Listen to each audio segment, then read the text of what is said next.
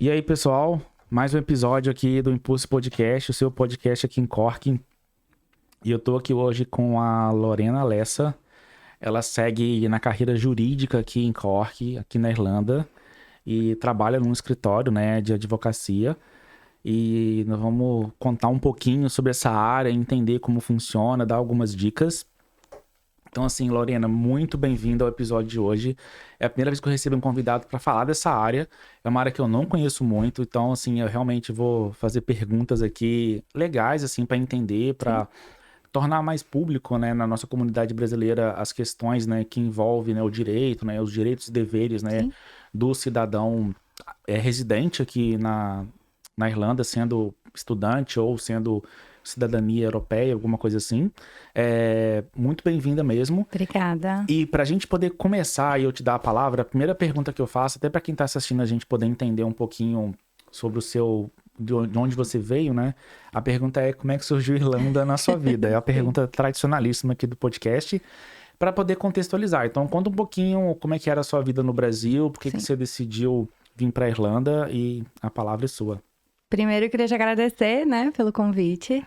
Estou muito feliz de estar aqui. Acho muito importante a gente trazer um pouco também do mundo jurídico para Cork. Tem muito em Dublin, tem meninas consolidadas já, advogadas consolidadas em Dublin. Uma galera fazendo uma carreira bem legal lá. Mas aqui em Cork a gente ouve pouco ainda, né? Sabe pouco e acho muito legal a gente ter a nossa comunidade aqui, né? também. Até porque a gente se sente mais tranquilo para conversar com alguém que entende da lei. Sim. E para falar nas especificidades do português, né? Exato. Para nos explicar melhor, né? Que às vezes falta algum vocabulário, né? Então, ter Exato. alguém que fala português, né? Ela É bem gratificante. Sim, dá segurança, né? Dá, exatamente. Mas Irlanda, né? Irlanda, como é que você veio? Não quero mais Brasil, vou pra Irlanda. Então, eu sempre quis morar fora do Brasil. Sempre, sempre, sempre. Desde que eu tenho 5 anos de idade. Minha avó conta essa história. Que com 5 anos eu olhei pra ela e falei, vó, vou morar na Disney. Então, eu não lembro de não querer morar fora. Na minha vida, assim. Então, eu fiz intercâmbio no Canadá, quando eu tinha 16 anos, 16, 17 anos. Passei 6 meses no Canadá só. Aquele intercâmbio de host family. Isso, que é mais high school. Mais diversão, Foi pela experiência, assim. Mas eu voltei com mais certeza ainda que eu queria. que eu queria sair do Brasil.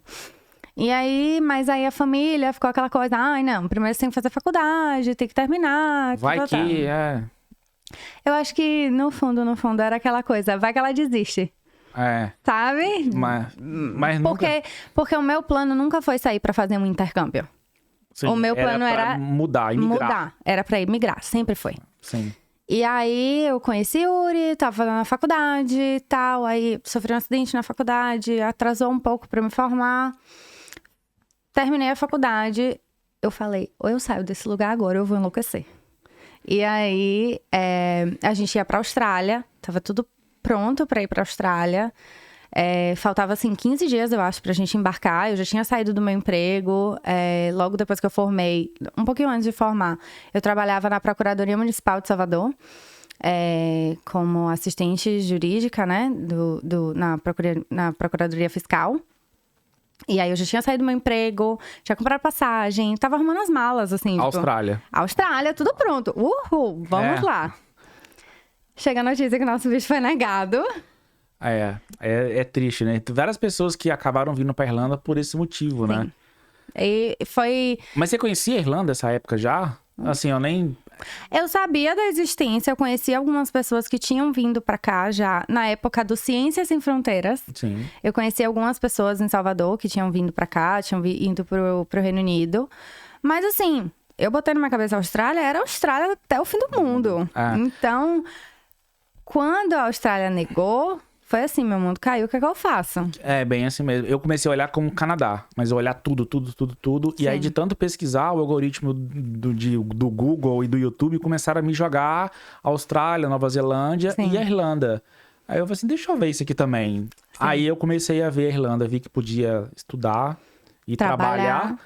Aí eu soltei a mão do Canadá e pra virei gente, pra cá. eu vim parar aqui porque quando meu visto foi negado, eu paguei uma consultoria para recorrer ao meu visto da Austrália. E aí, na época, a consultora lá olhou pra mim e falou assim, o que você vai gastar para recorrer esse visto na Austrália, vocês 2 vão pra Irlanda e ainda sobra.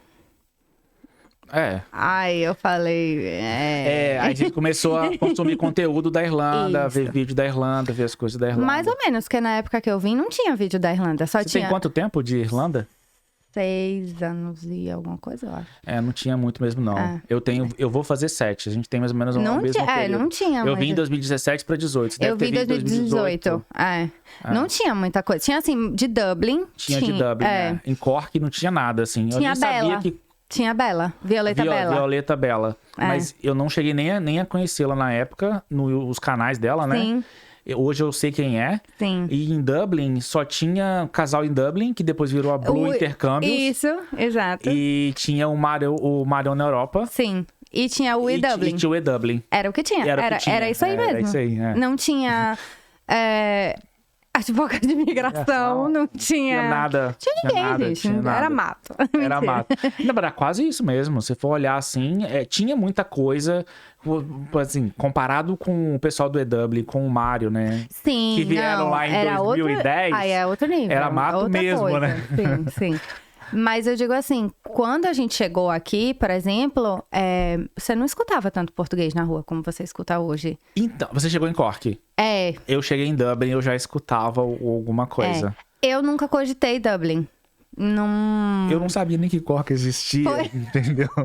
Então, assim, eu não tinha... Nos deram essa opção de Dublin e Cork. E eu sabia que Yuri já estava meio resistente para vir... Cidade grande. E também o custo, porque a gente já tinha perdido... Vocês já eram casados? Não, a gente namorava. Era a hora ali, né? Ou vai ou racha. Isso. Então, assim, até pra diminuir o custo, eu vim primeiro. Eu vim 2 meses antes dele pra gente... Se organizar aqui. Se organizar mesmo, assim. E assim, Dublin era mais caro.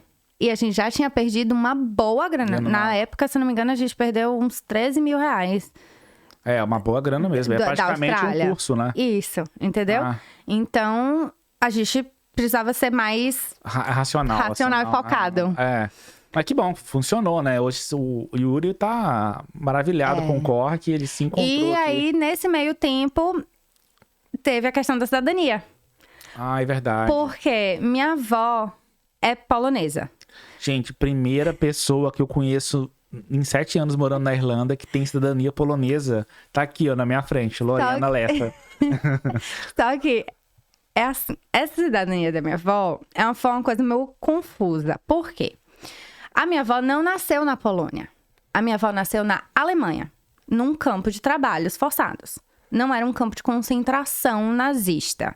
Era um campo de trabalhos forçados. Porque o pai dela foi desertor na Primeira Guerra. Sim. Ele lutou na primeira, sobre, né, naquela época, aquela coisa de, vamos ganhar, você vai ficar um homem muito rico, não. Perderam, e ele perdeu tudo. Na Segunda Guerra, ele desertou. Ele não quis... Ele desertou. Então, ele não quis lutar, eles fugiram. E aí, acabaram indo para nesse lugar. Eles foram presos, e ficaram... Minha avó nasceu em 1944. Ela foi para o Brasil em 1949. E ela já nasceu no campo. Então, eles ficaram lá alguns bons anos. Mas filhos de poloneses, mesmo não nascendo assim num solo polonês, ela é polonesa. Só que como naquela época minha avó nunca foi registrada, quando minha avó chegou no Brasil, minha avó tinha um cartão RNE, que é Registro Nacional Estrangeiro, era um papelzinho rosa. Minha avó se naturalizou em 2001. Para tirar um passaporte, para ir para a Polônia visitar a irmã dela que tinha ficado lá. De 1949, minha avó chegou em 50 e alguma coisa no Brasil. Até 2001, minha avó não tinha nacionalidade. Nem os pais dela. Sim. Eu não os conheci, meus bisavós, mas meus bisavós não falavam português. Moraram 30 e tantos anos no Brasil, só falavam polonês dentro de casa. Só que na hora de chegar para as documentações, para pegar essa cidadania, no passaporte brasileiro da minha avó... Estava escrito que ela era polonesa. Estava escrito que ela era alemã. Nossa. Então, Fui pra onde? Pra Alemanha. Pra Alemanha. Falei, vou na embaixada alemã, vou ver como é isso aqui. Foi buscando essas informações através do consulado alemão no Brasil, em Salvador, que eles olharam pra mim e falaram, olha, a sua avó não tem direito de cidadania alemã, ela tem direito de cidadania polonesa porque os pais dela são poloneses. Aí a ideia é assim, né? Mas a cidadania polonesa eu consigo também? Consegue, então tá tranquilo. Foi muito interessante. Mas você chegou a morar na Polônia no tempo? Não, você fez todo o processo pela embaixada da Polônia, né? Não, eu fiz todo o processo pela Polônia. Eu contratei uma advogada na Polônia e ela fez todo o meu processo por lá. Então, tinha muita documentação. Eu consegui basicamente toda a história de vida dos meus bisavós.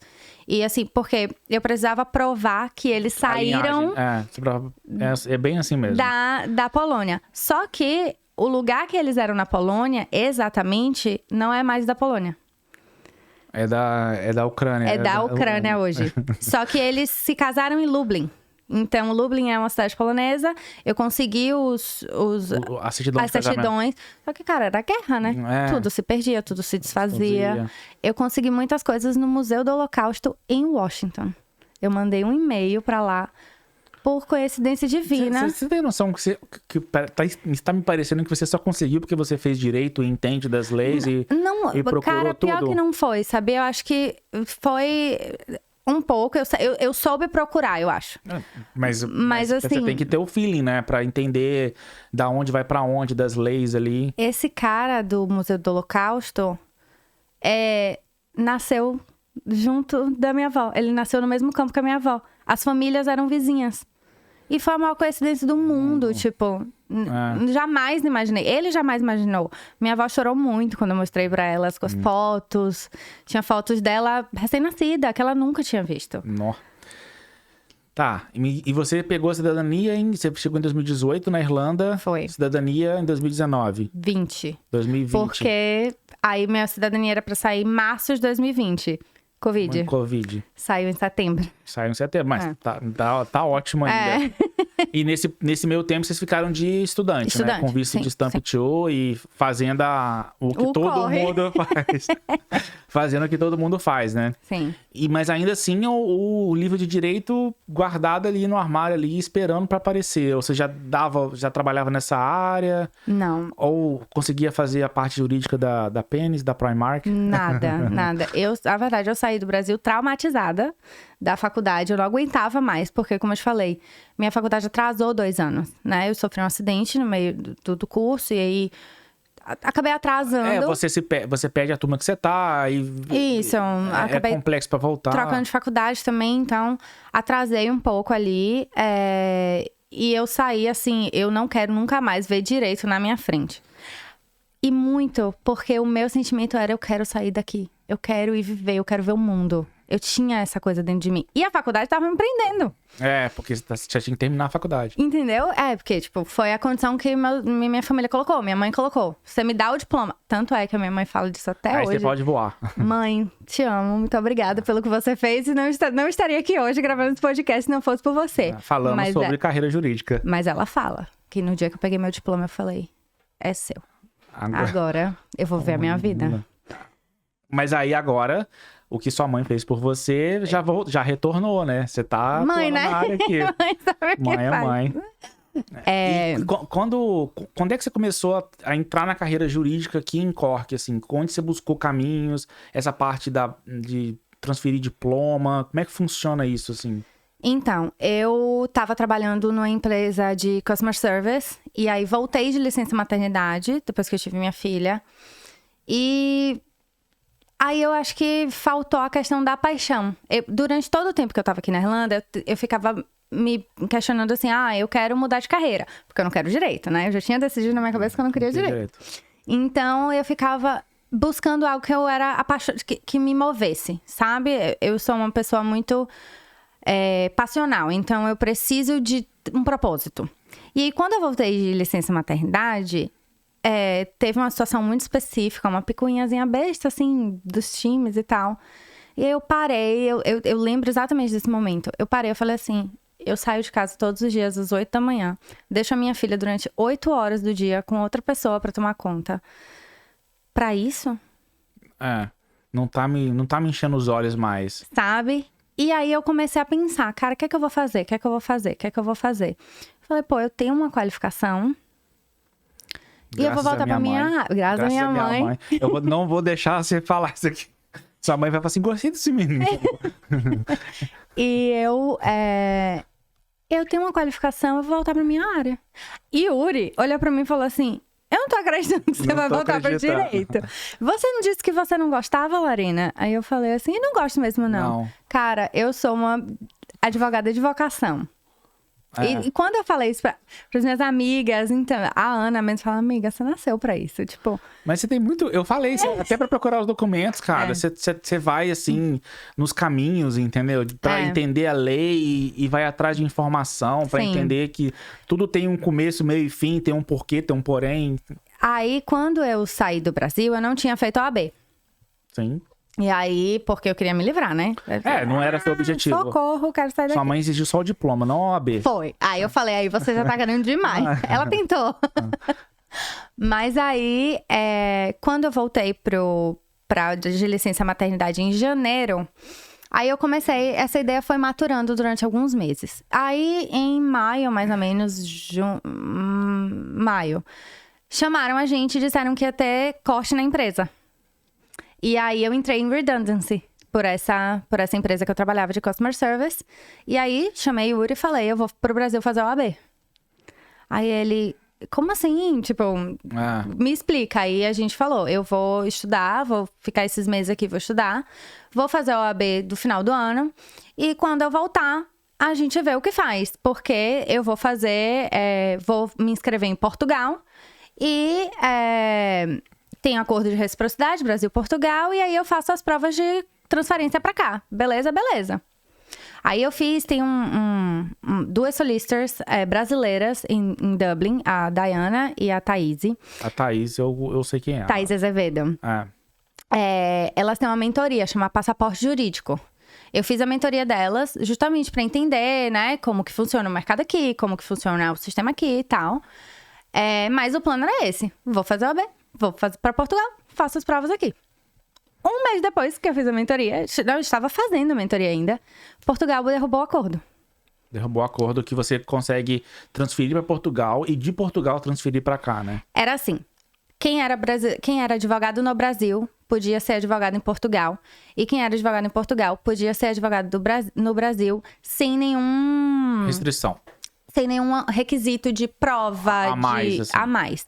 Era só era prova documental. Eu tenho OAB, cheguei em Portugal como em OAB, acabou. Isso. Então, chama a Ordem dos Advogados lá, né? A Ordem dos Advogados. Aqui, minha Ordem dos Advogados do Brasil. Me dá aí uma inscrição. Não é assim, mas tu sabe entender, né? Você pegava uma inscrição. E quem já tinha inscrição perdeu? Não perdeu, mas foi assim. Do nada que eles mudaram, eles derrubaram esse acordo. Mandaram um e-mail... Hoje e amanhã já não valia mais. Mas a partir daí, né? Quem já tinha, já beleza. Quem já tinha... Já tinha. Manteve. Mas agora, se alguém tiver a OAB na mão e quiser transferir para OA de Portugal, não consegue. A ordem de advogado não consegue mais sem fazer estágio, sem... Existe agora uma série de requisitos. Consegue, mas agora tem requisitos. Exato, entendeu? Antes era só... Bastava você ser advogado no Brasil, você podia advogar em Portugal. Sim. Entendeu? Era uma questão puramente burocrática, agora mais não. E você, então, cortou, então? Isso. E aí, eu já tava estudando pro OAB. Tinha uma coisa meio de cura pra mim fazer o OAB, passar no OAB. Porque eu saí do Brasil, eu não tinha passado no OAB, eu meio que abandonei a minha carreira pra vir pra cá viver o meu sonho. Sim. E aí, quando eu vivi o meu sonho e me estabilizei, falei aqui que eu vou ficar, tive minha filha, enfim, eu falei, bom, então agora eu vou pra minha carreira. Então, ser advogada no Brasil era uma coisa importante pra mim. Sim. É importante pra mim dizer que eu sou advogada no meu país. Sim. Sabe? E ser advogado... É interessante, né? Porque ser advogado tem que ter OAB, né? Se você não tiver... Você não é advogado, você é bacharel. Não. Então, assim... É porque a minha área, eu sou da área de TI e eu não tenho alguém que me dá uma credencial desse jeito, né? Sim. Então, eu sou bacharel, eu sou de TI e acabou. Não precisa da OAB. Você pode trabalhar de qualquer maneira, em qualquer lugar, né? Eu acho importante ter a qualificação no Brasil. Eu acho importante poder dizer que eu sou brasileira, sou advogada no Brasil. E aí, quando Portugal derrubou o acordo, eu mantive o meu plano, fui para o Brasil no final do ano passado. Fez OAB? Fiz OAB, passei no OAB. Aí voltamos. Difícil? De 0 de 5 a 10? Cara, eu acho que é porque não é uma prova de conhecimento. É uma prova de técnica. Você tem que saber fazer a prova. E é cansativo. Entendi. Sabe? Tá, vamos Mas gravar um outro difícil. podcast falando sobre prova da OAB um outro dia. É difícil. É difícil. Tá, beleza. Aí a gente voltou pra cá em março. E aí, eu tava, na época, também trabalhando remotamente num escritório da Inglaterra. Por quê? A Inglaterra é também uma forma de qualificação para brasileiros. Porque, ao contrário da União Europeia, da Irlanda, mais Faz especificamente... parte da União Europeia, né? É porque, mesmo a União Europeia, cada país tem suas regras de qualificação. Uhum. Então, por exemplo, para quem tem a Ordem de Portugal, você pode fazer as provas de transferência para cá, são 5 provas, e aí você precisa de solicitors, de advogados, que lhe deem uma recomendação, né, para que você consiga a elegibilidade para fazer a prova pela Law Society da Irlanda. Ou você pode trabalhar durante 3 anos sob supervisão de um solicitor e, ao final desses 3 anos, pedir a sua credencial daqui. credencial da Law Society, né? O seu certifying certification. É tipo um número, uma carteirinha, né? Um número único que vai ser só seu. Isso, você vai entrar no role de solicitors daqui, né? Você vai se qualificar como solicitor. É uma credencial mesmo, assim. Isso. Um código único. É como se fosse uma OAB, sabe? Mas isso é para quem tem a Ordem de Portugal. Eu, por exemplo, já não consigo mais. Quem vem depois de mim, que tá fazendo agora, já perdeu esse caminho. Aí, eu falei, bom, mas calma, né? Não é porque... Vamos ler as entrelinhas. Aí tem a rota do UK, que eu acho que faz muito sentido. Por quê? O UK, que é England and Wales, né? É Inglaterra e País de Gales. Inglaterra e País de Gales reconhece o Brasil como jurisdição. Então, como brasileira, portadora de OAB, advogada portadora de OAB no Brasil, eu consigo me inscrever como advogada estrangeira no UK, na Inglaterra e País de Gales. E para me tornar solicitor lá, todas as pessoas, quem é advogado, quem não é, enfim. Para você se qualificar como solicitor lá, você precisa fazer um exame de qualificação, que é em 2 fases. Chama SQE1 e SQE2. O SQE1 são provas de marcar, são 2 dias de prova, 180 questões cada dia. Nossa Senhora. Mas são provas de marcar. E quem é brasileiro, quem tem OAB, pode pedir exemption da segunda fase. Então, você não precisa fazer o treinamento. O que é uma grande vantagem. Sendo advogado, sendo solicitor no UK, você pode pedir reciprocidade aqui na Irlanda. Porque Irlanda e UK tem reciprocidade. Como existia Brasil e Portugal. Não, sim. Então você tá indo por outros caminhos, mas tá chegando do mesmo jeito. Isso. Aí você fez o SQ1, o primeiro você já fez? Não fiz ainda. Aí tem a rota tradicional, que é como se qualificar como solicitor aqui na Irlanda. Como os irlandeses fazem. E eu acho que eu já escutei uma vez, você vai me dizer se é mito ou não, que você não precisa se tornar bacharel, você tem que só passar na prova. Ou eu tô falando mó besteira aqui? Você não precisa ser bacharel em direito. Ah, tá. Você tem Entendeu? que ser bacharel. Você pode ter um background de... Economia, finance, business. Tem muitos e aí você faz a prova da OAB. Isso. Vamos chamar de OAB, mas não é OAB. E aí, se você passar, tá ok. Você não precisa ser um bacharel. É estranho, né? Porque, assim, essas provas são... Quem estuda direito aqui, faz faculdade de direito aqui, o bacharelado, eles não estudam processo. Eles estudam direito material. Então, eles vão estudar... os case laws, as leis, direito europeu, enfim. Eles vão estudar a parte material do direito. E aí você faz essas provas, que chamam FE1s, Final Exams. São 8 provas abertas, extensas, são super difíceis. E passando nessas 8 provas, você tem que fazer 9 meses de curso prático, que é o processo, estudo do processo deles. E depois você tem que treinar por 2 anos no escritório de advocacia. E aí você chama traineeship, né? Você vai ser um trainee durante esses 2 anos com um solicitor te orientando, tá ali do seu lado. Ali. Né? Às vezes não, às vezes depois de 3 meses você fica mais sozinha do que porque você já sabe fazer o serviço. Na prática, vamos jogar no seu colo e você que lute. Mas faz parte também, né? E depois desses 2 anos você tá qualificado. Entendeu? E aí você pode... só de você passou esses 2 anos, você já pega a credencial do Law Society. Aí você é qualificado, aí você é fully qualified. Você tá em qual fase dessas etapas aí? Então, Você já tá trabalhando no escritório de advocacia. Eu trabalho. O que te dá uma puta visão, assim, de carreira, de como é que funciona, de como é que eles trabalham, né? Então, e isso foi uma virada de chave pra mindset, mim. Né? Por quê? Eu tava decidida a fazer a prova do UK. Que eu acho que faz muito sentido. Eu falei, vai me economizar tempo, dinheiro, tudo. E aí eu comecei a trabalhar como Legal Secretary num escritório aqui em Cork. Legal Secretary é assim. O meu trabalho é muito mais administrativo de suporte do que, de fato, a lei, né? Do que, de fato, o legal mesmo. Eu não posso dar... Não posso ir fora, não posso ir dar advice, mas você tá sempre ali do lado. Isso. Então você acompanha, né? Isso. Então, eu tô acompanhando todos os dias.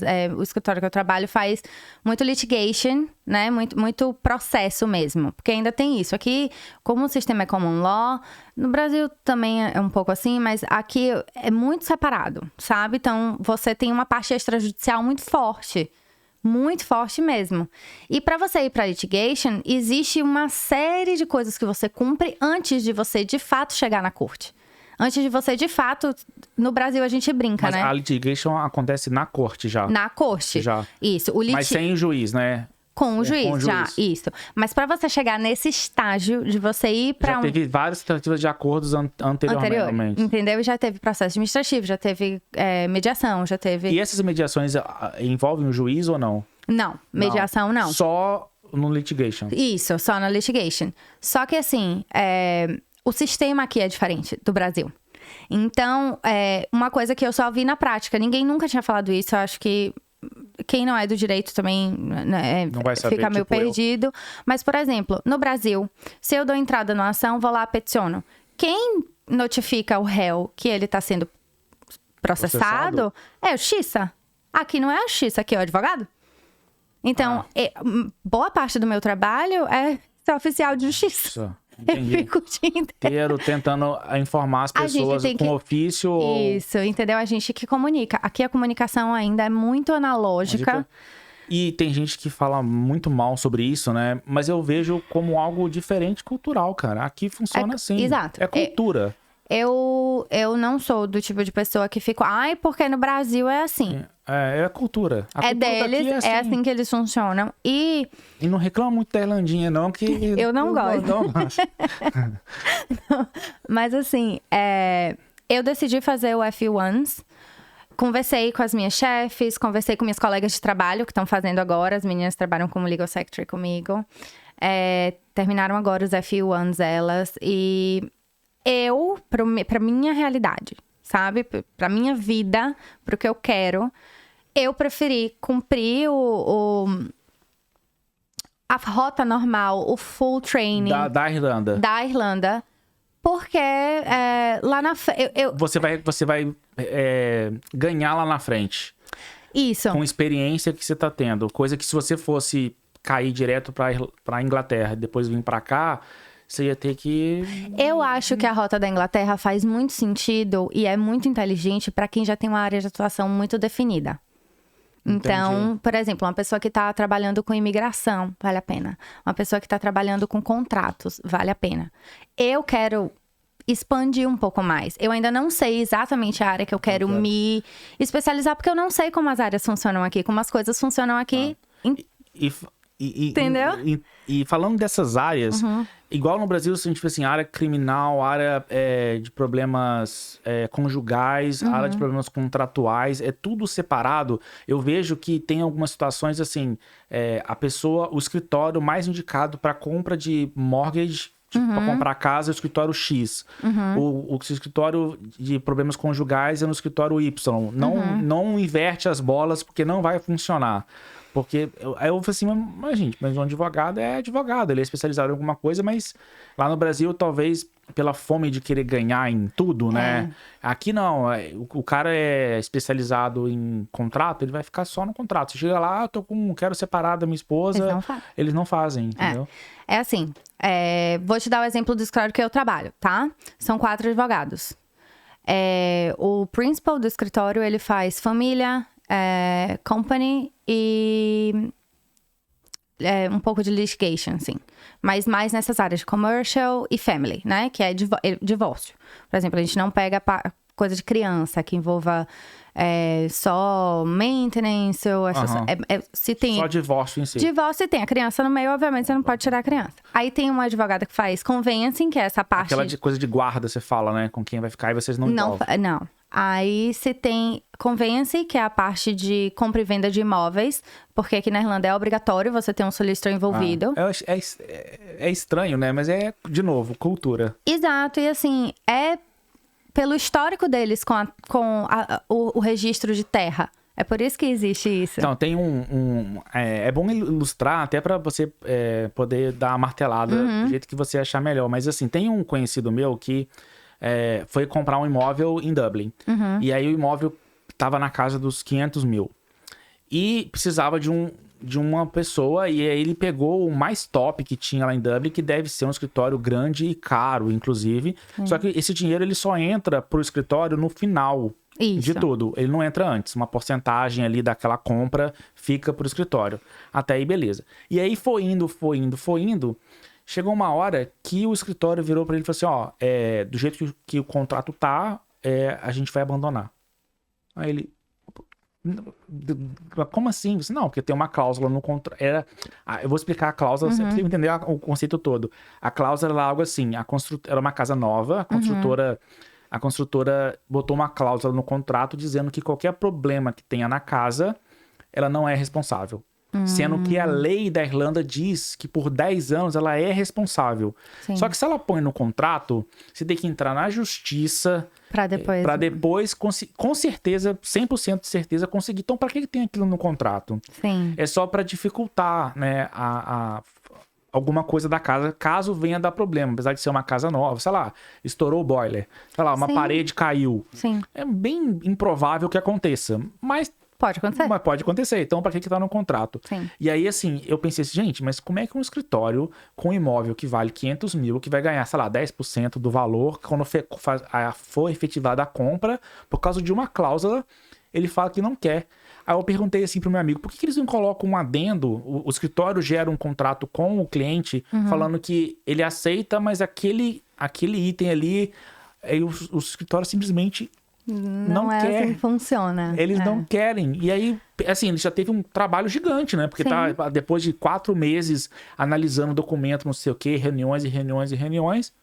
Não, a gente não... Acabou, a gente não vai mais. Porque aqui na Irlanda, os advogados, os solicitors, eles têm uma responsabilidade muito alta.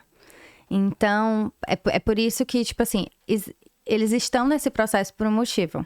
Se ele deixa passar uma coisa dessa e acontece lá na frente algo, ele vai ser responsabilizado. É que ele não viu, ou ele deixou aquilo, né? Mas se ele tem um acordo falando que... Mas você não pode fazer um acordo diferente gaveta, do acordo. Assim. Não, entendeu? É coisa de brasileiro. Entendeu? E aqui eles são extremamente corretos. Assim, corretos. São, porque... Primeiro que advogado aqui tem seguro. Tem insurance para law firms aqui. Você só pode advogar se você tiver insurance. O insurance é estratosférico, dependendo da linha. E se for um erro do próprio advogado, o insurance não vai pagar a conta. Exato, então assim... Não faz sentido. Realmente... Entendeu? Não faz sentido mesmo. E porque a qualificação deles aqui é muito demorada, é muito difícil, é por isso. É porque... A responsabilidade de um solicitor aqui é muito alta, entendeu? O solicitor tem um papel de impulsionar processos, de responder, ele tem uma liability, uma responsabilidade mesmo sobre aquilo que ele tá fazendo. Ele pode ser preso. Em alguns casos, não nesse caso. Mas em alguns casos, né? Por negligência, vamos dizer assim. Sim, por exemplo, existe um documento aqui que chama EPA, que é você dar poderes para uma pessoa decidir sobre você em caso de você estar terminal, sabe? Ou, tipo, incapaz. Em coma, alguma coisa incapaz, assim. Se você tiver algum tipo de demência, se você tiver Alzheimer, por exemplo.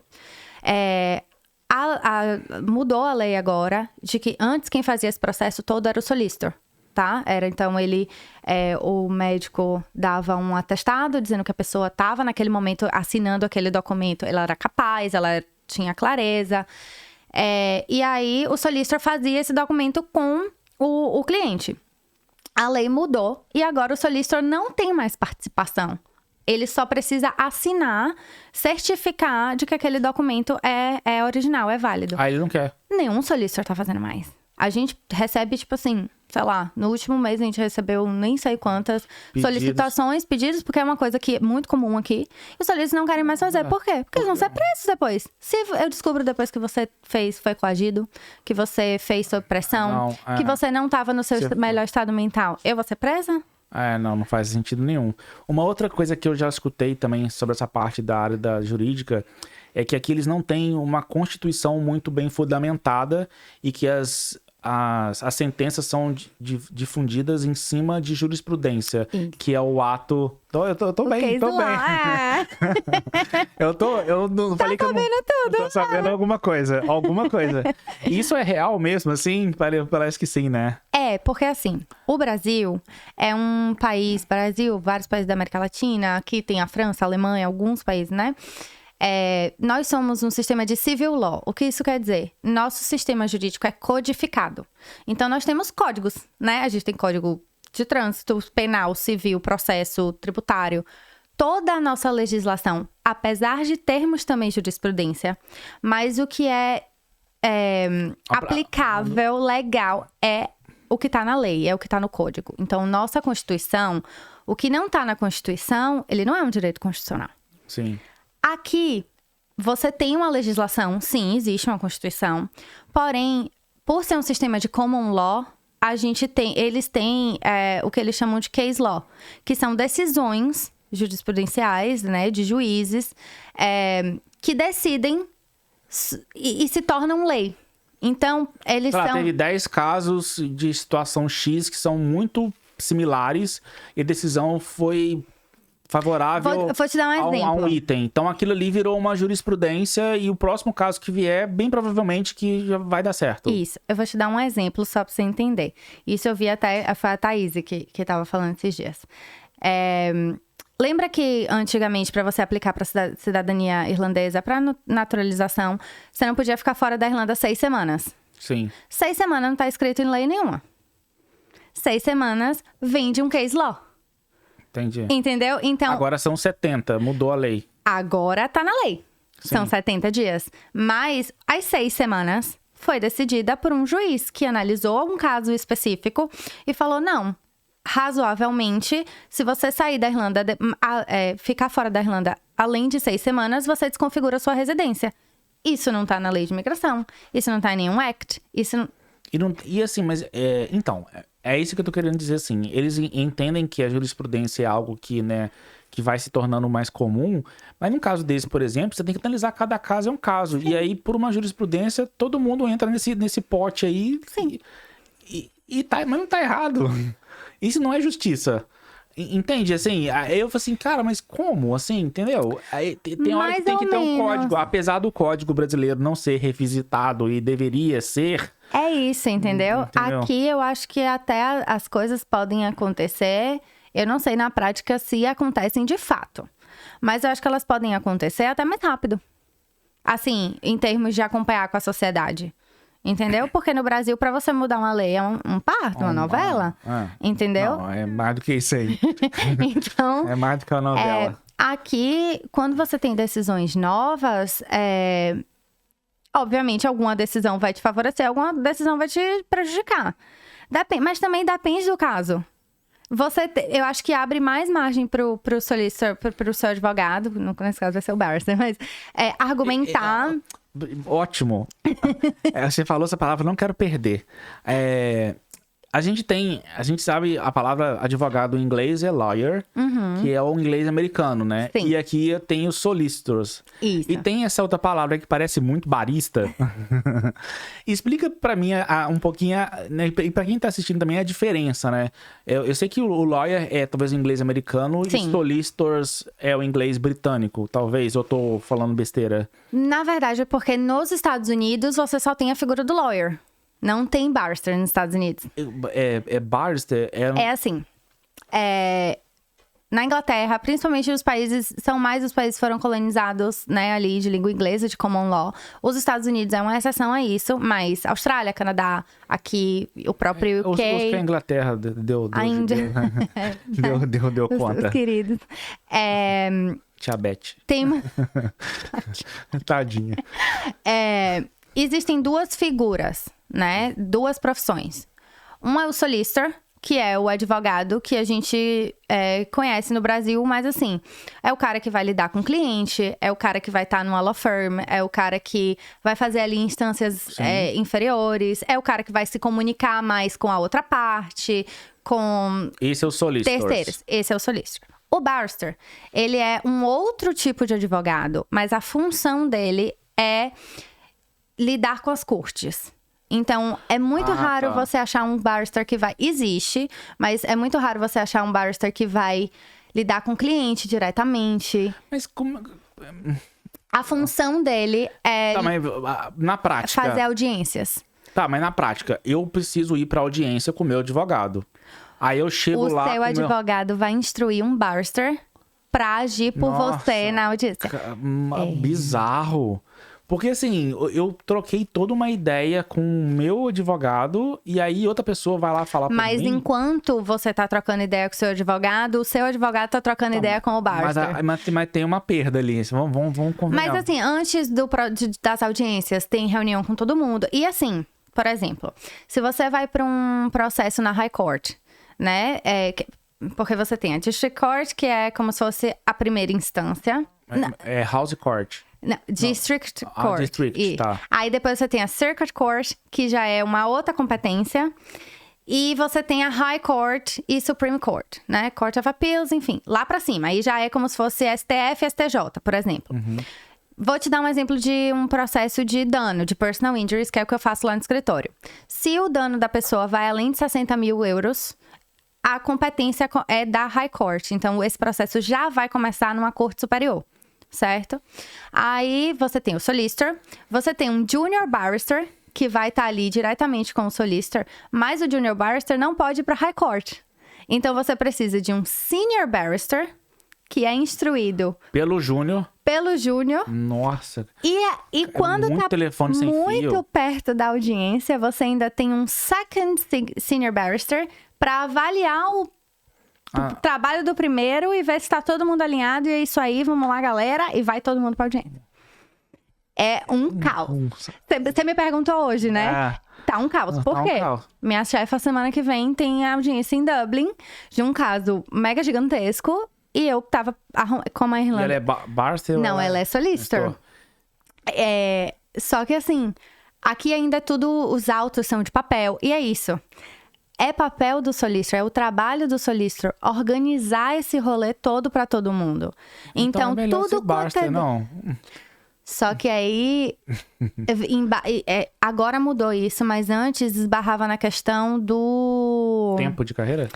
Do pagamento, do dinheiro. Porque barrister não podia ter... Receber Não podia ter escritório. Tá. Eles mudaram isso, acho que agora em setembro, se eu não me engano. Autorizar como é que eles recebem, então? Eles são sole traders. Tá. Direto pela justiça. Não. Quem paga ele é O solicitor. É o solicitor. No caso, tipo, se eu contrato um barrister, quem vai cobrir os custos daquele processo, por exemplo. Só que para o início da carreira era muito mais difícil, porque se você não tem quem te indique, ou você não tem costa quente, ou você não tem como se sustentar no começo, você vai viver de quê? Geralmente é o filho do barrister que vira barrister, e aí entendeu? É um negócio familiar, assim. E assim, cara, é um caos quando tem audiência, porque, tipo, você tem que levar todos os briefs, tudo de todo mundo, 6 cópias de cada coisa, e é cada papel, tipo, cada book desse tamanho, assim, de documento, de tudo. E é um pra cada, e vai pro juiz. Meu Deus do céu. Não, bacana. Vamos tentar entender um pouquinho agora sobre, assim, sobre direitos e deveres, assim, né? Da pessoa residente aqui, né? Tá. O que você pode dar de dica aí? Porque a gente pode procurar, como, por exemplo, vou citar alguns exemplos pra gente poder detalhar um pouco mais. Insurance, coisas sobre divórcio, né? Sobre violência doméstica. Vamos falar um pouquinho sobre esses temas, assim, pra entender, às vezes, até acidente de trânsito. O que tem... que tem disso, assim, nessas leis, assim? O que você pode, da sua experiência, assim, falar um pouquinho sobre isso, dos direitos e deveres? O que é, o que não é, o que a justiça reconhece como um direito? Vamos começar pela violência doméstica, talvez, que é um caso mais importante, Sim.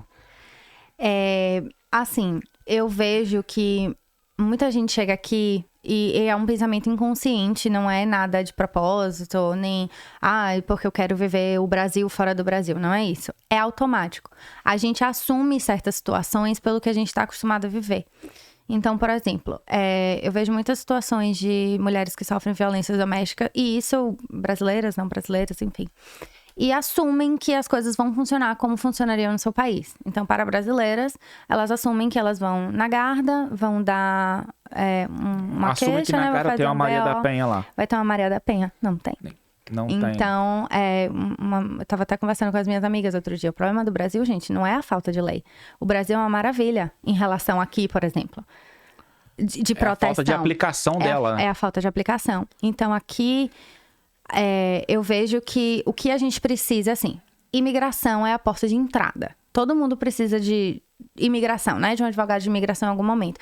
Seja para conseguir sua cidadania, seja para aplicar um visto pro seu marido, pra sua mulher, seja porque você teve um filho. Mas, se a gente mora aqui, se a gente paga imposto, a gente tá tendo filho, a gente tá comprando casa, a gente tá criando empresa, a gente precisa saber como é que as coisas funcionam aqui. Exatamente por isso que eu te trouxe aqui hoje, Lorena. Entendeu? Então, assim... Mas tem a parte dos legal advices, né? Que é um Exato. termo técnico da área jurídica aqui da Irlanda. Isso. E que a gente estava até comentando que você muito sugere que caso uma mulher esteja num certo perigo ali, Sim. já procurar um advogado para pegar o legal advice para entender como funciona, Eu né? acho, Matheus, honestamente, que mesmo se você não esteja em perigo, mesmo se você não casou com um europeu, um Irish, que você veio com seu marido, eu vim com meu marido e eu quero saber como funciona aqui. Por que se eu me separar amanhã? Faz como? Eu tenho uma filha. E aí? O que acontece? Porque no Brasil, a gente sabe como é. E aí a gente vem com a cabeça formada. Que é meio que igual. É igual. Que vai ser assim. Não é vai assim, ser assim. sim. Você não sabe se vai ser assim, essa é a verdade. Então, o que eu mais bato o pé, que eu mais falo para as pessoas é: procurem informação. Você teve um filho, você sabe como é que funciona aqui, depois que você tem um filho? Em termos de um exemplo maravilhoso. Se você morrer, acontece o quê? Eu não sabia. E o que acontece? Se você não tiver um will, quem vai ficar com seus filhos? Eu sou brasileira, meu marido é brasileiro, nossas famílias estão no Brasil. Se eu morrer amanhã, quem fica com minha filha? Pois é. Entendeu? Então, assim, esse tipo de coisa as pessoas esquecem. A gente acha que apliquei meu... porque a gente não vai morrer, né? Apliquei meu stamp, pronto. Não é assim, cara. Você tá fazendo uma vida aqui, você precisa começar a procurar... entender como as coisas funcionam aqui e se proteger. Mas pensa assim, tudo bem que residente já tá aqui um pouco mais de tempo, mas o imigrante estudante, né, que tá aqui há pouco tempo. Sim. Talvez não precisa procurar tanta informação nesse nível. Mas a pessoa que passa pelo processo de migração para se tornar residente definitivo, pega o Stamp 4 ou Stamp 1, que é o de trabalho, né? Aí sim, talvez valha a pena, né? E assim, eu falo também, nesse caso aí, de uma perspectiva de quem tá aqui fazendo família, comprando imóvel, abrindo empresa. Né? Isso. O estudante que tá aqui, né, num período de 2 anos, vai lá, né, de estudo, o que é que ele precisa saber? Ele precisa saber se ele se acidentar, o que é que acontece, o que é que ele precisa, se ele foi explorado no trabalho. Porque muita gente não sabe. Tem muito estudante aí sendo exploradão. Inclusive explorado também com as acomodações, né? Insalubres. Não sabem seus direitos de moradia. Não sabem seus direitos de trabalho. Teve até um caso de incêndio, né? Recente aqui em Cork, a gente tava até comentando também. Sim. E tem direitos ali também, né? Exato. Tipo assim, não é porque você é estudante, alugou uma casa que... Não tem direitos tudo bem. Né? Não, cara, você é um ser humano. Você tá aqui no visto de trabalho, de estudo, mas você é um ser humano. Na prática, assim, por exemplo, eu quero entender como funciona, porque eu bati o carro, e aí ou eu bati em alguém vai me processar. E aí eu preciso procurar qual que é o meu primeiro passo? Procurar um advogado e a gente quer achar um brasileiro, né? E aqui em Cork, eu não conheço nenhum brasileiro advogado, só você. E aí, como na prática, né? Aí tem o legal advice, que você já comentou que é um termo, né? Pra você procurar um advice ali, que em português seria... Aconselhamento jurídico. Aconselhamento jurídico. Sim. Mas isso é pago, isso não é? Procura num consultório, é pago por hora, deu 1 hora o cara me manda embora. Não, porque assim, a gente quando fala de advogado, que não é da área... A gente tem medo, porque aqui serviços, mais do que no Brasil, são extremamente caros. Sim. Aí você vai ter um aconselhamento com um advogado num escritório desses aqui da Sofimal, por exemplo, que só os melhores trabalham. E aí, você vai pagar ali, sei lá, 500 euros perito. Não, tô chutando aqui um valor, porque eu não tenho noção de assim, quanto custa, assim. Tem uma... Só um adendo. Tem uma galera aqui, umas meninas... A gente tem um grupo de advogadas aqui em Cork. Não tem só eu trabalhando como legal secretary. Eu não conheço. Eu sei. Mas assim, tem muita menina legal aqui. Tem a Jéssica, que tá arrasando na imigração. Tipo, ela é... Aqui de Cork? Aqui de Cork. Ela trabalha... no Joyce Solicitors, aqui na Washington Street. Não. Eu conheço... eu lembro de uma garota chamada Michelle, que trabalha aqui na Washington. Tem a Michelle, lembrei. Que é legal também, que é secretary também, mas / executive. Tem a Tainá, tem muitas meninas. Eu não vou lembrar o nome de todo mundo, porque... Mãe, meu cérebro é meio derretido. Mas assim, tem uma galera muito legal. Mas... O que é o legal advice? O legal advice você vai numa consultation com um solicitor e você vai falar pra ele, eu tenho esse problema, o que é que eu faço? E ele vai te explicar como a lei funciona e o que você precisa fazer. Só quem pode dar legal advice é solicitor. Eu não posso dar, porque eu não sou solicitor, entendeu? Então, assim... Mas é cobrado, esse é um valor ali cobrado. Por exemplo, no escritório que eu trabalho, se for uma causa de personal injuries, por exemplo, sofri um acidente, minha casa pegou fogo, teve um acidente de carro, negligência médica, não cobramos consulta. Eu acho que a maioria dos escritórios não cobra. Se for employment law, se for immigration, se for algum... Olha só, não cobra consulta. Então, assim... se for convenience, aí cobra. Tá. Entendeu? Mas é uma média de 160 a 200 euros. Que é um valor... É difícil julgar o trabalho dos outros, né? Mas você precisa ficar lá 1 hora contando um problema. Eu não sei precisar se é caro ou barato. Eu vou ser bem sincero. Eu não sei precisar, assim. Eu acho assim. Que é caro ou barato. Até porque daqui a um tempo as pessoas vão pegar legal advice com você. Então, assim... né? Mas assim, eu acho que depende. Realmente. Depende do nível de problema, né? Depende do que for, assim. E assim, você quer resolver? Porque se você for lá, sentar... Proposto a resolver, né?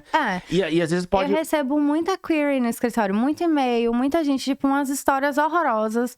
E o pessoal tem medo de seguir, o pessoal não quer pagar a consulta. O pessoal, mas me diz aí, eu vou ganhar?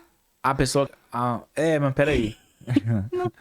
É que tipo, tem até uns memes, né? Que fala assim, a minha amiga que indicou você, ela pediu pra você dar só uma olhadinha. Aí assim, uma olhadinha, assim, já dei uma olhadinha. Tá legal, tá bonito, Exato. tá branco com preto aqui. Exato. Não, mas e aí? Não, e aí o quê? Não, você quer que faça uma análise, então não tá, Isso. custa tanto. Não, mas é só uma olhadinha, mas eu já dei, o que eu dou? E eles não dão legal advice se você não for lá fazer a consultation, justamente, de novo, pela liability, pela responsabilidade. Sim. Se ele te falar alguma coisa e depois você alegar que você seguiu aquele advice, ele é responsável. Sábio, sim. Entendeu? Então, é uma profissão muito séria. Eles levam muito a sério aqui. Eu acho muito importante as pessoas buscarem os seus direitos. Eu acho, principalmente os estudantes, eu recebo muito e-mail de estudante, uma galera passando cada perrengue. E assim, não sei se é a grana, não sei se é medo, não sei se fica com vergonha de dizer, ai, mas eu não vou ter dinheiro. Cara, eu acho assim, se você sofreu um acidente, vamos dizer, ou sei lá, você tá com um problema no seu trabalho, vamos dizer, muito sério. Aqueles 160 euros pode ser esclarecedor pra você. Sim. Talvez até pra te tirar daquela situação. Não, sim. Não, sim. Entendeu? Então, é uma questão de... Não sei se é um dinheiro jogado fora. Ou não, Mas tem... eles, normalmente assim, quando você vai atrás de um legal advice, às vezes a empresa pode te absorver, porque é um caso que ela pode tratar, né? Pode ir adiante, né? Para fazer um processo. Ou então ela vai indicar um outro solicitor que trata daquele tipo de assunto, né? Ou às vezes você nem precisa de um solicitor.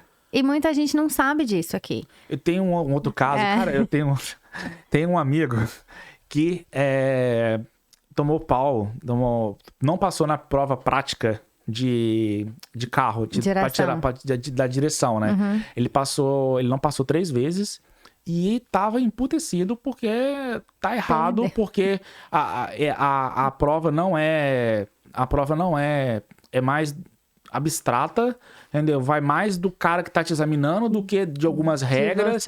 Ele fez algumas coisas de um jeito e o cara falou que ele tomou pau por causa disso. Aí na próxima prova ele fez do outro jeito. O cara falou que ele tomou pau por causa da coisa que da ele mesma fez. coisa. Então, assim, o que é o certo? E aí esse cara chegou no nível de procurar um advogado para falar, eu vou processar o órgão daqui, o Detran, vamos dizer assim. NLS, né?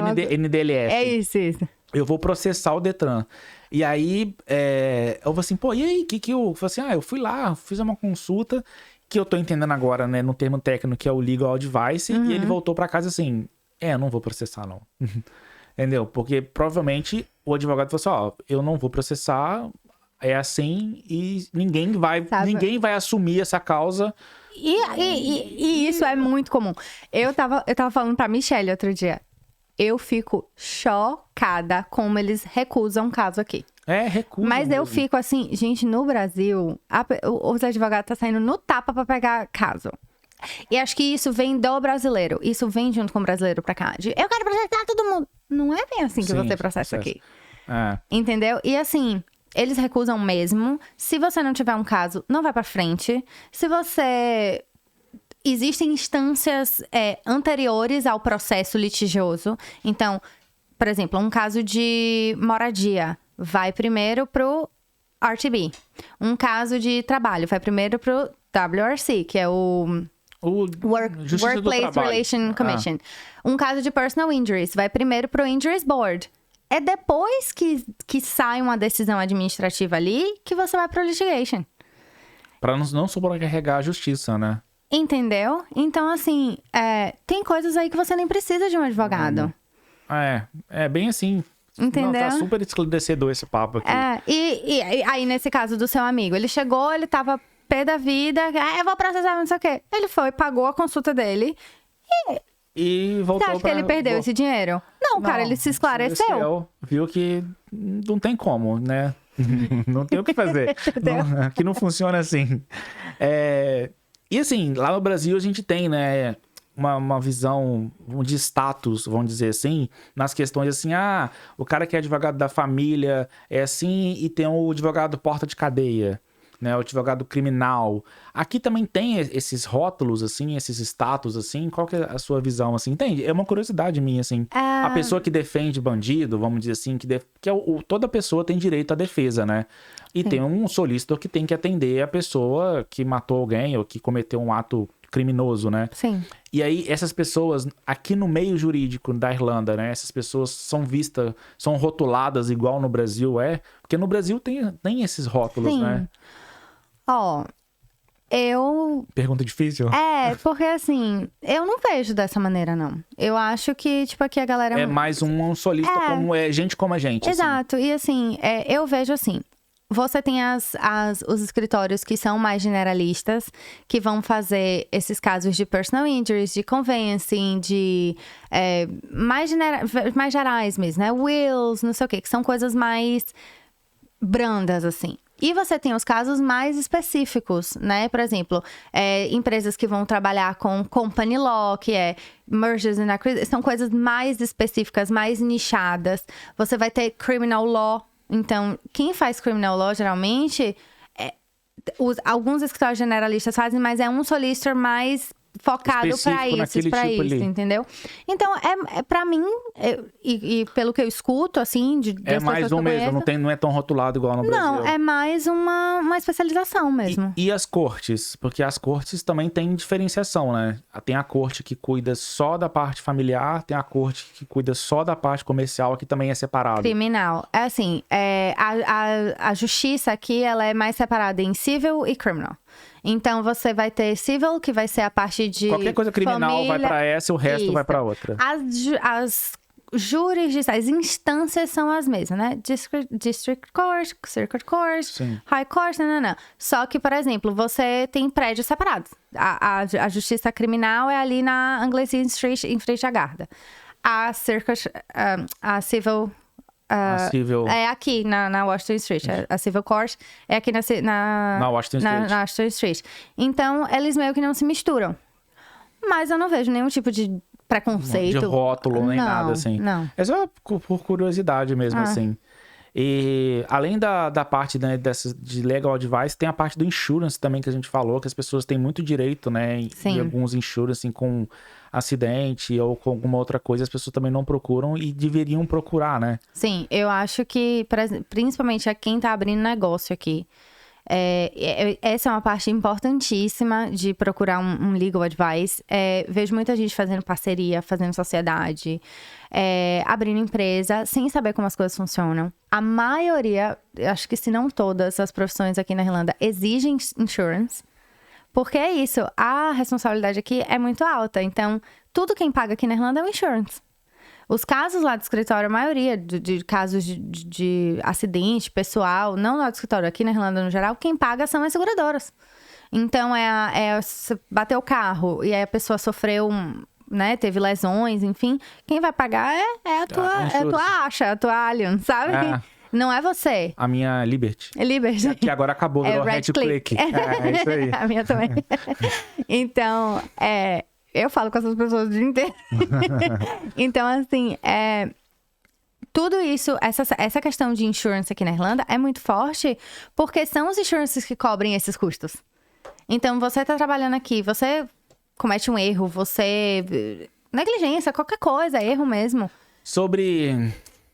E, assim, lá no Brasil acontece muito dessa coisa de... você ofendeu a minha honra, eu vou te processar. Aqui também tem essas coisas aqui? Ou você não vê muito, assim? São mais processos poupáveis, assim, sabe? De insurance, Lá no Brasil tem muito desse negocinho. Você difamação, né? Mexeu com a minha honra, eu vou te processar. Você falou que difamação.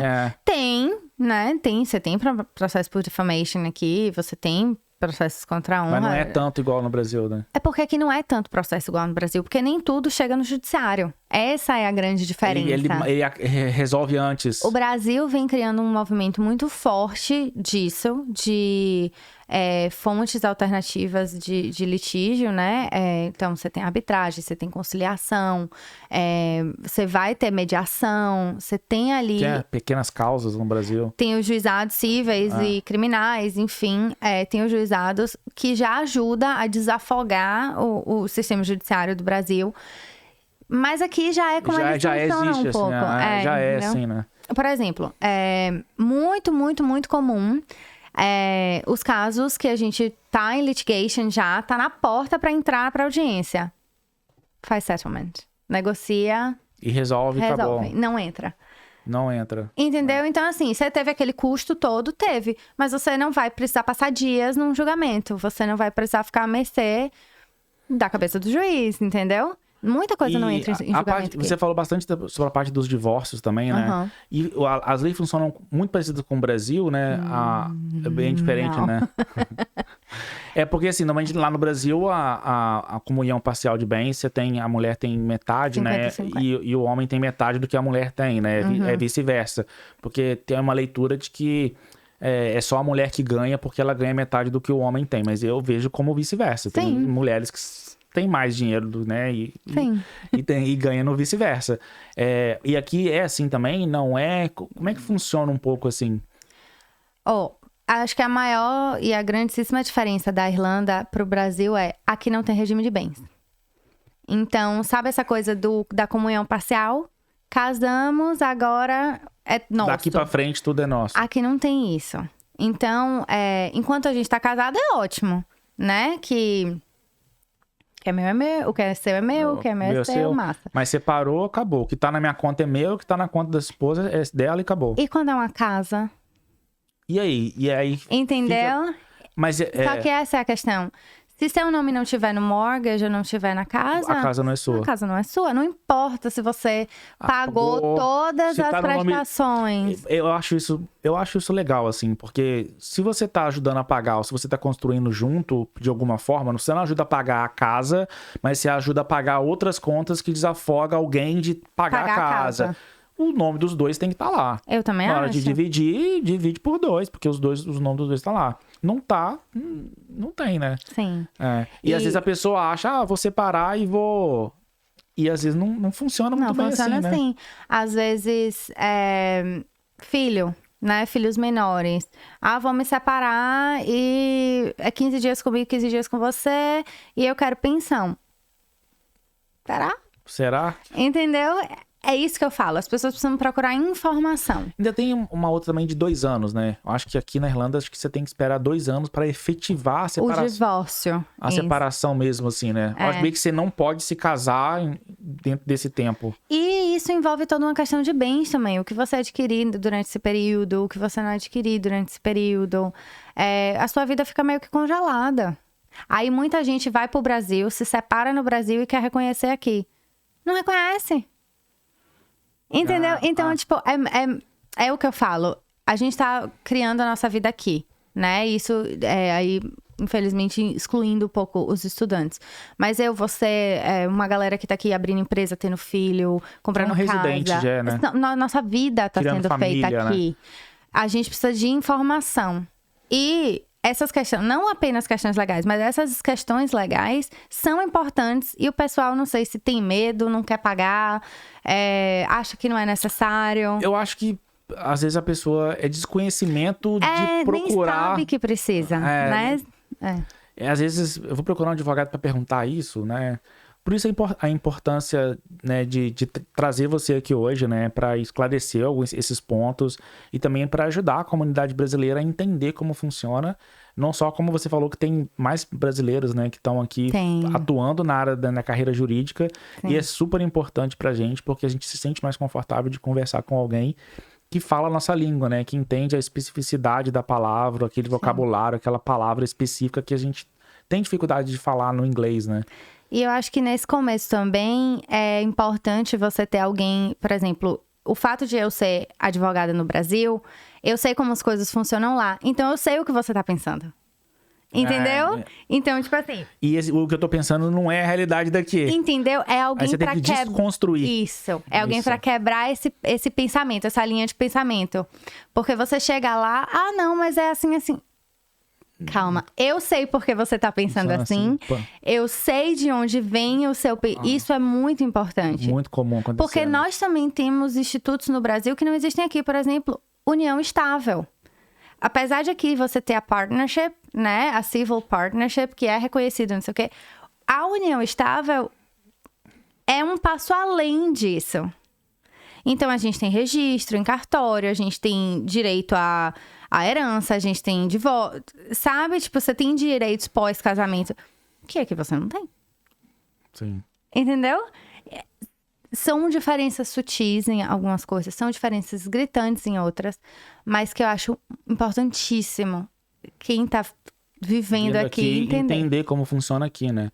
É porque lá no Brasil a gente aprende meio por osmose, assim, de saber, de escutar falar, de ver um artigo ao longo da vida, né? Aí do nada chega aqui e por ser em inglês também, em termos técnicos, a gente acaba não consumindo esse conteúdo. E é um inglês mais rebuscado, mais antigo também, não só técnico, mas... É complexo mesmo, vocabulário complexo, né? Muito bem. Tem mais alguma coisa, Lorena, que você queira compartilhar, assim? Eu posso fazer uma pergunta final, assim? Acho que a gente já matou bastante coisa. Eu acho que Eu já tô aqui, antes de fazer uma pergunta final, já deixar o super convite pra você voltar. Foi super bacana o papo. Quem sabe você não volta e traz mais um brasileiro, né? Uma brasileira que atua também, pra gente ter uma segunda mente pensante aqui do seu lado. E de pergunta final, eu queria deixar assim, né? Qual que é a sua dica para quem tá pensando no intercâmbio, é formado em Direito no Brasil e fala assim, eu vou pra Irlanda, mas não posso aproveitar isso lá, não posso aproveitar... Eu estudei as leis do Brasil e não estudei as leis de lá, é um desperdício eu ter feito direito, porque lá eu não posso usar. O que você pode dar de dica, assim, Eu pensava assim, muito. Eu acho que o primeiro passo realmente é o inglês. Sem inglês não dá. É uma área que infelizmente não dá, não tem como. Mas eu acho que é vir com a cabeça um pouco aberta também, de começar de baixo. Eu vejo muita gente que já advogou no Brasil, advoga há muitos anos e tal, e por ser advogado quer chegar aqui no mesmo status. E sim, eu sou advogada em qualquer lugar do mundo, mas... diferente. Eu não tenho essa capacidade técnica para advogar aqui, porque é um sistema diferente. Então, eu preciso aprender. Eu acho que é se colocar nessa posição de o que é que eu posso absorver. Então, você tá vindo como estudante, cara, aplica para estágio voluntário, sabe? Tipo, as law firms às vezes pegam alguém para... Vai digitar, vai aprender, vai no correio que seja. Mas você tá ali dentro, você vai viver aquela atmosfera. E é isso, por a gente já ter esse background do direito, a maioria de quem faz direito no Brasil faz estágio em escritório, na justiça, enfim, você entende um pouco do funcionamento, sabe? Você tem um feeling, você sabe o que tá acontecendo ali. Mas é diferente, então você tá aprendendo. Eu acho interessante. Eu não me arrependo de ter começado de baixo, não. Muito bacana, gente. Conversei aqui hoje com a Lorena Lessa, que segue na carreira jurídica aqui na Irlanda. Um papo super interessante. Eu amei, eu realmente não conheço muito. Aprendi bastante coisa com você, Lorena. Agradeço demais você ter vindo. Já deixei o convite para você voltar, quando você quiser voltar. Sei que sua vida é corrida, né? Tem sua baby que tá lá sempre te querendo. Sim. Deixar aqui também, gente, a Lorena, ela é esposa do Yuri. O Yuri esteve aqui recente no podcast. Ele é o mais famoso PDR da Irlanda. Aquele cara é um artista. Graças a Deus. Yuri, aquele abraço. Tem um episódio dele aqui, PDR, né? Que é o famoso martelinho de ouro no Brasil. Sim. Se tá com algum problema com o carro, procure Yuri. Cara, ele é gente boníssima de bater papo, de conversar. E um artista mesmo, assim, na arte de desamassar o carro ali. É bem legal, realmente. Obrigado, Lorena. Obrigada. Espero que você possa voltar, espero que você possa conquistar, né? Seguir sua carreira jurídica aqui na Irlanda, é bem legal. E é isso, gente. Se vocês quiserem deixar algum comentário, alguma pergunta, deixa aqui embaixo. E é isso, a Lorena não tem um Instagram específico para a área de direito, né? Fica até a dica aí, ó. Para começar a fazer Matheus, eu não tenho tempo. Mas caso vocês tenham alguma dúvida, comenta aqui embaixo e eu peço a Lorena para revisitar o vídeo e responder vocês alguma dúvida específica. Uma consultoria aí gratuita nos comentários aqui. Mas são coisas que às vezes pode dar elucidar alguma coisa, alguma dúvida assim específica. E procurem o Legal Advice, gente. Esse é o melhor recado desse episódio de hoje. Obrigada, Matheus. É isso, gente. Até mais. Impulso Podcast, seu podcast aqui em Cork. Tchau, tchau. Tchau.